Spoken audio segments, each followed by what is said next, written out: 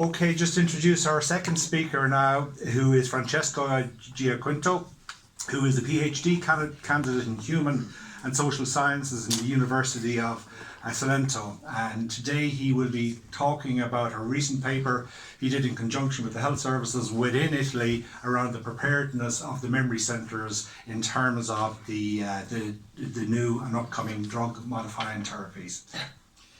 Thank you very much. Good morning, both. It's a pleasure for me to present this work made possible through the Fund for Alzheimer Disease and Other Dementia, that is the first Italian public funding initiative under the National Dementia Plan. This work was conducted in collaboration with the representatives of the permanent table of the National Dementia Plan, and also the participating referrals of the Centers for Cognitive Disorders and Dementia, that are the Italian memory clinics that play a pivotal role in diagnosing and managing the disease. All coordinated by the Dementia Observatory group of the Italian National Institute of Health. I would also like to thank my affiliation, the University of Salento, for allowing me to be here with you today. This work is about the preparedness of the Italian healthcare system in adopting, in prescribing the new disease-modifying therapies, and this is very in line with the previous presentation. So it could be thought like an example of what happens in the Italian healthcare system.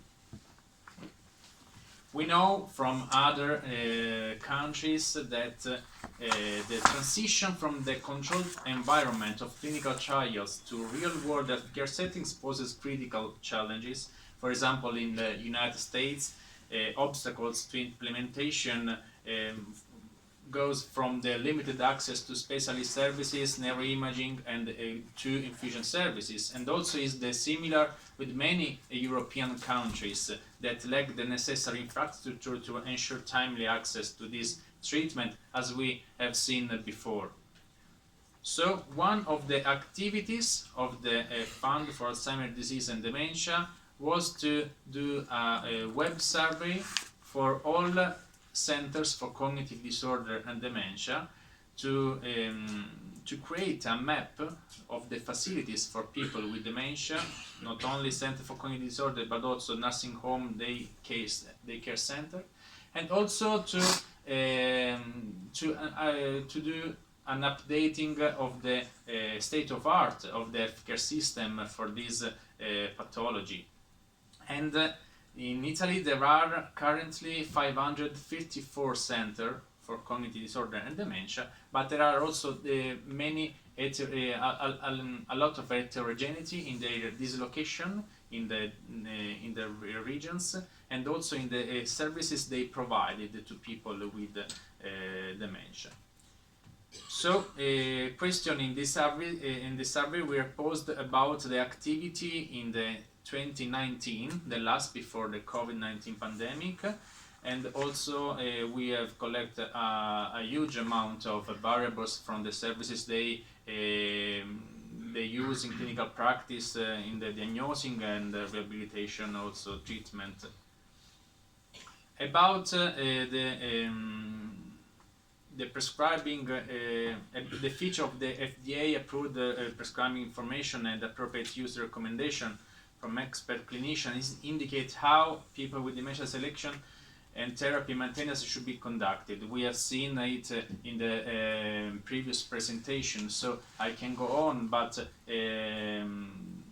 very summarily, disease-modifying therapy for disease-modifying therapies have been tested in patients with a diagnosis of cognitive impairment due to Alzheimer's disease and AD dementia.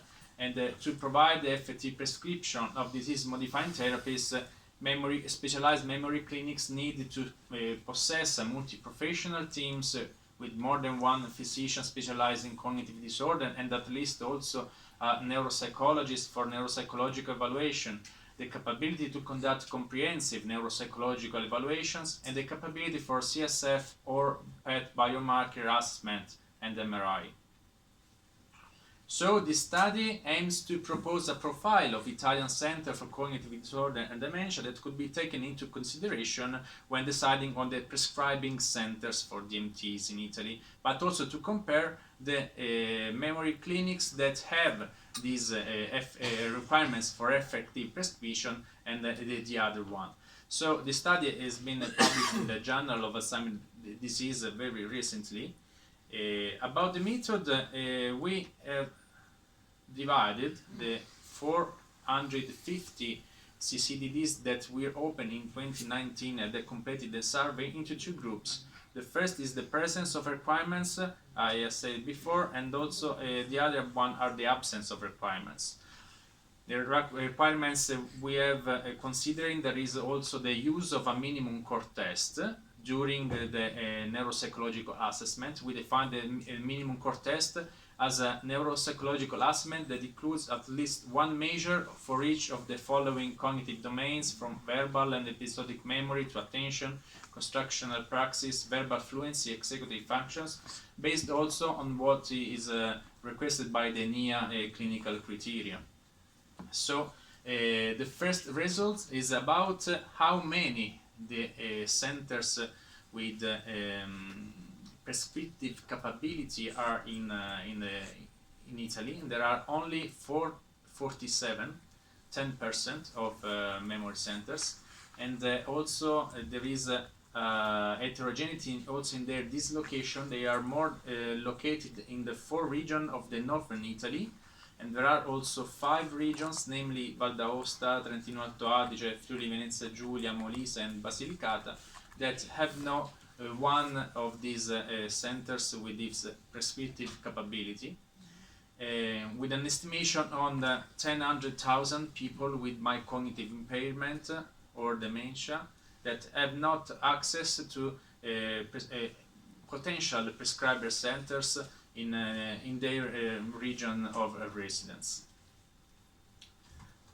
Furthermore, we have compared presence and absence groups on a series of variables. Centers that meet DMT prescription requirements are predominantly located in northern Italy and tend to be based in the university settings. They typically operate for more than 15 hours per week, have more than 2 additional professionals beyond the core multidisciplinary team, and maintain a computerized archive and an integrated care pathways. These centers also tend to manage a higher median patient count exceeding 500 per year. Centers that don't meet the criteria are more frequently found in southern Italy and the island, and are usually based in territorial setting. CCDDs that meet the requirements are significantly more likely to offer comprehensive diagnostic services, from blood tests, ECG, SPECT, genetic testing, plasma markers, functional neuroimaging, and also telemedicine services, and also rehabilitation services, like the secondary prevention activities on mild cognitive impairment patients, focus on also maintaining active contact with the family association and third sector organization, and more frequently provided individual counseling for caregivers and families, and organized training and professional development activities for the personnel. There are also a number of characteristics that are associated with the prescriptive capabilities, and they are the location in hospital and university setting, the opening hour with more than 50 an hour per week, the number of professional with more than 2 staff members other than what considered with the categorization, also the availability of computerized archive and integrated care pathways, the provision of genetic testing and contact with family association, as well as the training and professional updating activities. In conclusion, we can say that only a small fraction of Italy's Center for Cognitive Disorder and Dementia are prepared to integrate disease-modifying therapies into their care pathways. But creating tiered levels of complexity within memory clinics could help address these disparities. We can say from this result that we have already different level of complexity of capabilities of these memory clinics.